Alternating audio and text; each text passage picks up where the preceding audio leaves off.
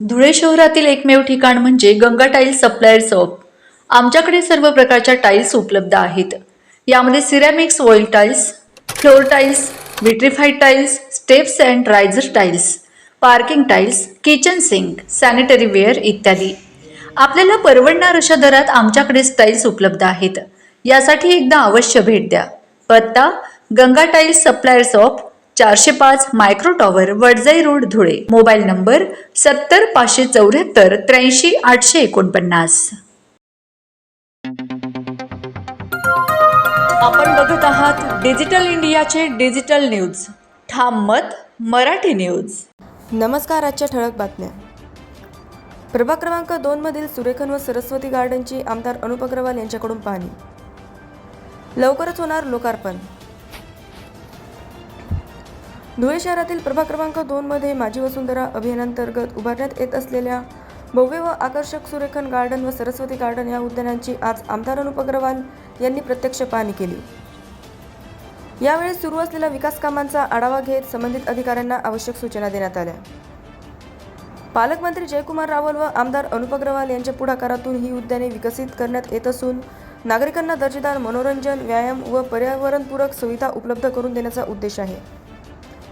या गार्डनच्या कामांना अंतिम टप्पा गाठला असून लवकरच या दोन्ही उद्यानांचा भव्य लोकार्पण सोहळा पालकमंत्री जयकुमार रावल यांच्या हस्ते आयोजित करण्यात येणार असल्याची माहिती यावेळी देण्यात आली। या उद्यानांमुळे परिसरातील नागरिकांना विरंगुळा, आरोग्यदायी वातावरण आणि मुलांसाठी खेळण्याची उत्तम सुविधा उपलब्ध होणार असून नागरिकांनी समाधान व्यक्त केले आहे। ठाम मत मराठी न्यूजसाठी सोपान देसले, धुळे। जीटीपी स्टॉप प्रभाग क्रमांक 2 मध्ये सुलेखन गार्डन आणि सरस्वती गार्डन असे 2 गार्डन आपण तयार केले। तुम्ही बघितलं असेल या ठिकाणी सर्व अतिक्रमण होतं बाहेर आणि उखरड्यासारखी इतक्या पॉश कॉलनीच्या 2 जागा होत्या, परंतु माझी वसुंधराच्या माध्यमातून हे 2 गार्डन आम्ही या ठिकाणी तयार केले। बटरफ्लाय ट्री या ठिकाणी लावण्यात आलेला आहे, सोलार ट्री पण लावण्यात आलेलं आहे। आता या सोलार ट्रीवरनं या गार्डनचे लाईट आणि इथले नगावबारीपासून तर जवळपास दत्त मंदिरपर्यंत जेवढे स्ट्रीट लाईट आहे याचं बिल येणार नाही। हे सर्व या सोलार ट्रीवर चालणार आहे।